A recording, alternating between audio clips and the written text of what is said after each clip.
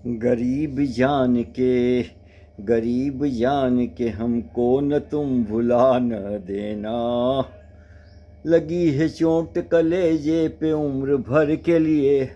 तो साहब होता क्या है कि जब कृष्ण के मांगने पर भी दुर्योधन ने सुई की नोक के बराबर भी जमीन देने से इनकार कर दिया कि भाई युधिष्ठिर को नहीं दूंगा, तो युद्ध के लिए दोनों सेनाएं कुरुक्षेत्र में आमने सामने शस्त्र शस्त्र से लेस हो ही गई।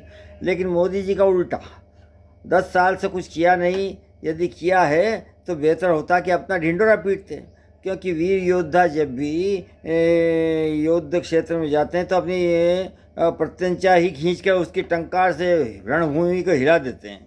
लेकिन जब मोदी जी के पास ऐसे कार्य नहीं जिनके एवज में 100% जनता से मत देने का आग्रह करें, तो इसलिए मोदी जी अपनी बात छोड़ इंडिया गठबंधन के बात करते हैं कि वो उनका मिशन तो ये है कमीशन के मिशन पर है इंडिया गठबंधन।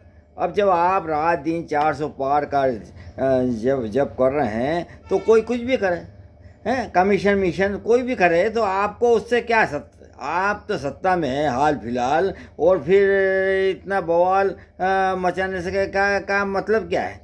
साफ है कि कांग्रेस तो यह कहने में सक्षम है कि हमने 55 साल में क्या किया है उसका हिसाब देने के लिए तैयार है।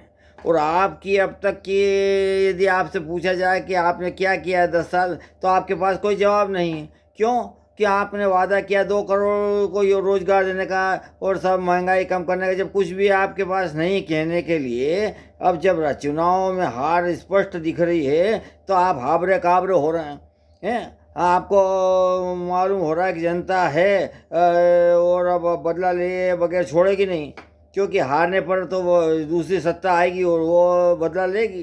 तो अब ऐसे समय में जबकि आर पार की लड़ाई है, हाँ, तो सपा के उम्मीदवार ने जो फॉर्म भरा वो निरस्त हो गया।